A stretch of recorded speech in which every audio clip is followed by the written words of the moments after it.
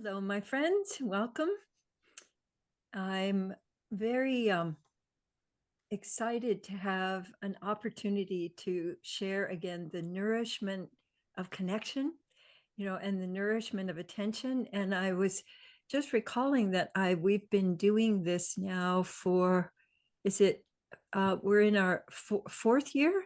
We're in our fourth year. We're in our fourth year of doing this. I know.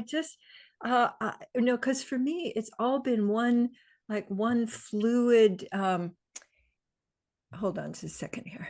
I want to make sure it's been one fluid um a kind of weave. How I've experienced it, I have this wonderful weaving that some people made for me for a birthday several years ago, and what I've always considered is that our consciousness allows us to weave connection, and that the very fundamental aspect of that is how we use our attention.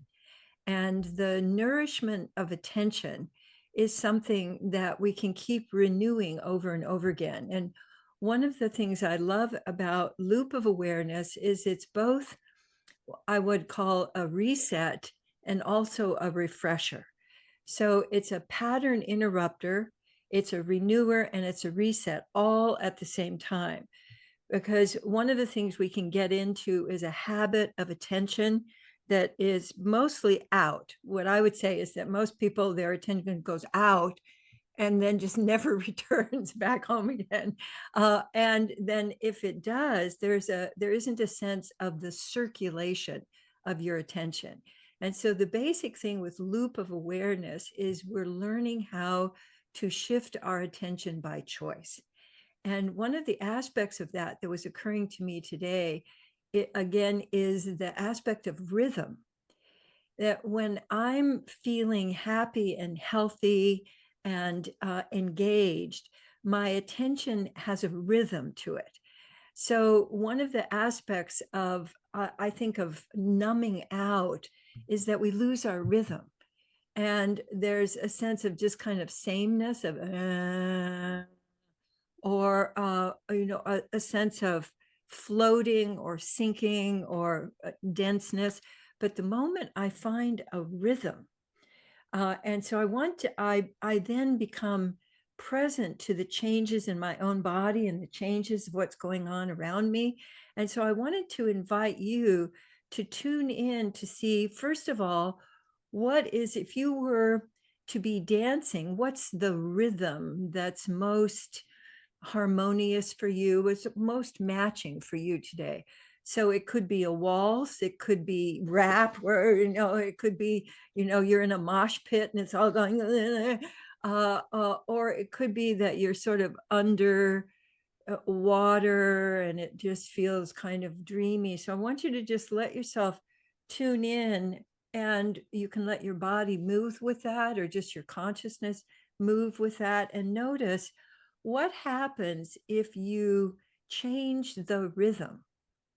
So if you let yourself have a kind of a tossing rhythm, or when I was a kid, I used to love to go down to the basement and put on polka music, and I'd polka around, so that oompa, oompa, I just loved the kind of up and yeah. And so depending on how you're feeling today, when you have some rhythm that you add to your tension, I'd like you to just notice what it's like to toss your attention out and notice with that rhythm, and then tossing it back to you and letting it land, and just adding in, maybe even playing with a couple of kinds of rhythms, maybe a slower one where you're doing more of a waltz, and then a waltz out, and then just noticing what feels most nourishing to you, and where does that land in you.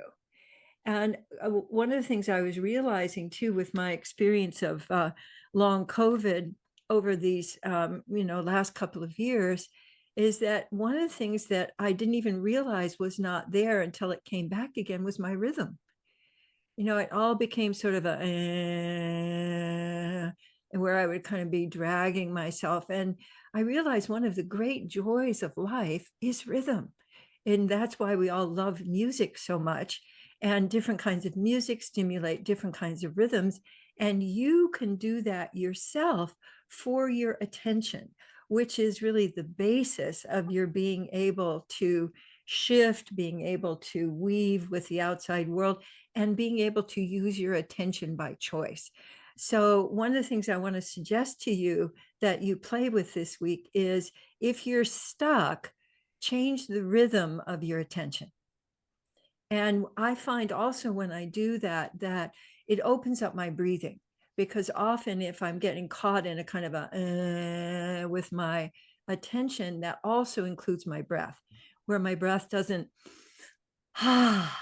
really open up and include my whole aliveness. And so attention and breathing really seem to follow each other and weave with each other. So changing your rhythm is one of the things that I wanted to share with you today. And then I want to, because it fits in too with the card that I wanted to share with you today. So if we're ready for that, Michelle, I'd love for people to see the card. So I'd love for you to just take a look at that. And I'd like you to let your attention flow into that with some rhythm, and then flow back to you, landing somewhere in your body that's calling for your attention, and then just circulating that while I just read you this very short sentence. I'm willing to give drops of love anywhere I need or want them. I'm willing to give drops of love anywhere I need or want them, or need and want them. So the drops of love has been a concept and an action that Gay and I've been playing with people for a while now. Because sometimes you might be feeling tender, or, not very engaged, or you're in a faint. And sometimes you don't want a big splash of love. You don't want a big bear hug of love. You just want a drop of love. So I'd like you to tune into your body, kind of do a scan from head to toe, and just allow your body to tell you any place that you would like a drop of love. And then I'd like you to actually, reach out and to the big pool of love that's around you, get your own favorite dropper, and then I'd like you to apply it anywhere that you would like a drop of love, and then let it soak in. And then notice what it's like to have that additional drop of love. And then I'd like you to let yourself, so these are drops of love for you, but I'd like you to imagine anybody that you know. Like we have friends in North Carolina who lived 10 minutes from the town that got basically wiped out from the hurricane. And I want to give some drops of love to them. And so you can let your drops of love travel with your loop of awareness. Your loop of awareness can go anywhere in the world. And I'd love for you to let your drop of love be carried on your attention, and land on people, friends, people you don't know, anywhere where you'd like to have love be included in what is going on. And anybody in your life that you know could use a drop of love, first give it to yourself, and then just notice if anybody pops up in your mind that you can let your big arm, your big energetic arm, reach out and give them a drop of love across the miles. Yeah. And then letting yourself just be with the sense of, I can give myself drops of love, even if I'm feeling like I don't wanna. You can give yourself a drop of love for being in an I don't wanna kind of a mood. You can give drops of love for thoughts you're having, experiences you just had. So letting yourself just drop into, when things are going wrong, a drop of love allows things to start moving and flowing again. So let's come on back to the big group. Wonderful. And I wanted to also share with you today that the Presence Connect Play app has gotten updated. Patrick and I have been working. And so when you if you have the app, it should have updated overnight. And when you push at the bottom, there's an I there and in a circle, and there's a question mark in a circle. And if you click on the question mark, it takes you to the website that has all of our videos. And for each one of the Presence Connect Play moves, so you can get to that information from the app now. So yes, so that additional, like if you want to know what is she talking about, when, like, here, I'll just push a combination here where it says match and make bigger. So if I click on if I go to the home page, it will show me those the not if you push refresh, it doesn't, but if you push home, it will take you, and you've got those two things at the bottom. So yeah, so I just wanted to let you know that, because this is the culmination of many months of work by many people to put this all together, to give you all additional support for really enjoying Presence Connect Play. So for today, our Present Connect Play is presence is, oh, essence pace, to be aware of you and others. And now, since we're seated, how can you do essence pace as you're seated? Those of you who don't know what essence pace is, it's a pace, not just walking, but a pace of moving through your life that allows you to be aware of you while being aware of the space around you. Because usually we go toward one or the other, but not both. But when I'm in my essence pace, and I predict that when you're in your essence pace, you can be aware of how you're feeling, what you're thinking, and you can also be aware of what's going on around you. So let yourself play with, I like to, for me, wiggling or oozing are the easiest ways to find my essence pace while I'm sitting, because I like to get a little bit of movement going. But if I go too fast, then you can do this seated. You don't have to do it moving up and around like walking. And when I drop into my essence pace, I find it makes me more efficient. So if I get out of my essence pace, I usually do more effort, but less result.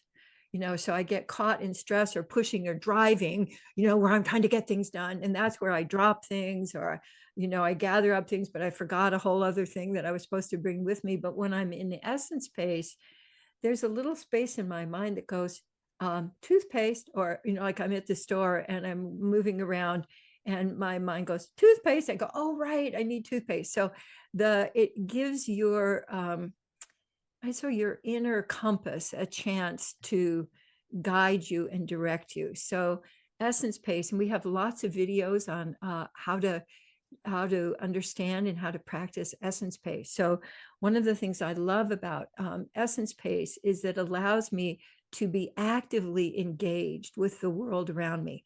And I move out of being reactive and I move into, I'm co-creating here. So that's what I love about essence pace.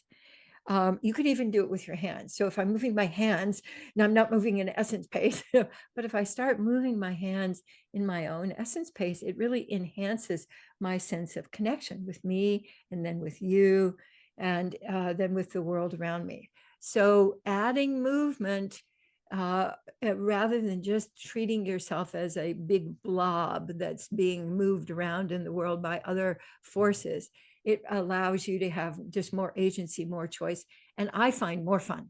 So that's presence for today. And connect is to reflect feelings.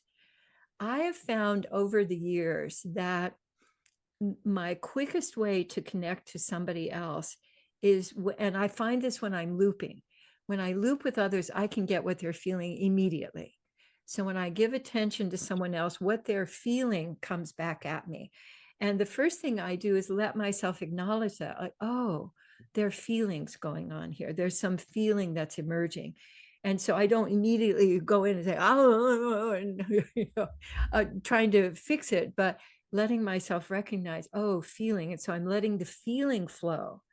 And then what often will come is just something very quick, like, oh, looks like there's some feeling going on here. Or, oh, when I tune in, I can feel some tightness in my throat. I'll go to body sensations rather than labeling a feeling, because very often if I label a feeling, if somebody labels a feeling that I'm having, I experience it as kind of taking away my own ability to identify that. But if I'm just saying how I'm experiencing it, like, oh, as I'm tuning into you, I could feel some moisture around my eyes, which is one unarguable because that's what I'm actually feeling, experiencing. And then it gives, I think, a sense of connection for them to enter more into experiencing their feelings. Because I think feelings and sound are the last taboo in our culture. Like making a lot of noise is still like frowned upon, unless you're, so like you're at a game of some sort, then you can make all the noise you want to. But just in life, to be running around. I was remembering many years ago when we lived in Colorado Springs, Gay was working out at the gym and he had his headphones on, and right in the middle of it, he said, "I'm happy." And then he noticed that sort of all the people around him sort of moved away a little bit, and a declaration of "I'm happy" in public, is so shocking. So I'd love for all of us to be able to move around, just like, kids, there's no question what they're feeling. They're skipping around or they fall down on the floor and are sobbing, or so you can add that into your loop of awareness of letting yourself have a recognition that feelings are going on all the time, and giving permission to others to feel their feelings really enhances the flow immediately. And then play has this is one of the ones that we need the website for, because it says chunk, and then in parentheses it says fewer words. So as a former run-on sentence person, I was one of those people. Proust is the most famous example. Would start a sentence that went on for a couple of paragraphs, where he'd go over here and then over here and then pick up over here. And that's how I used to both talk and write. I'd start over here and then I'd be reminded of something, and then I'd go over here, and then by the time I finally came back, people would go, huh? Like, where did you start? And so chunking is letting yourself speak in a way that actually acknowledges that other people are listening to you. So, and one of my examples is, I say a sentence and then I check. So chunking and loop of awareness go so well together. So I say, okay, I'd like everybody to get a partner. And then I stop.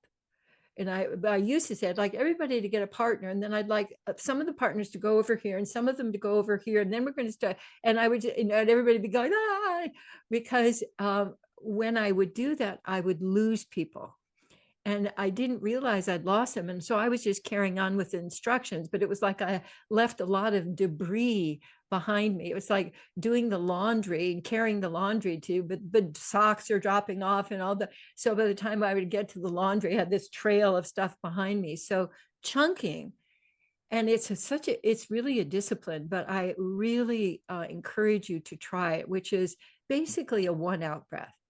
So, hi. Oh, I see something's going on today. Chunk. Or opening the door and hello. Oh, just having your immediate flow of information be structured so that you're letting the other person have their experience, and then you have your experience and they have their experience, and it's a kind of a little dance. So chunking, you can see if there's any place in your life where you tend to have run-on sentences. So you could either become a poet or someone who edits. Those are some skills that make a difference. So those are the Presence Connect plays for today. And the end of my interventions and integrations here. So I'm going to take off and feed my cats and leave you to have big talk and essence pace and however you would like to arrange that, and I look forward to seeing you next time. Mwah. Take care.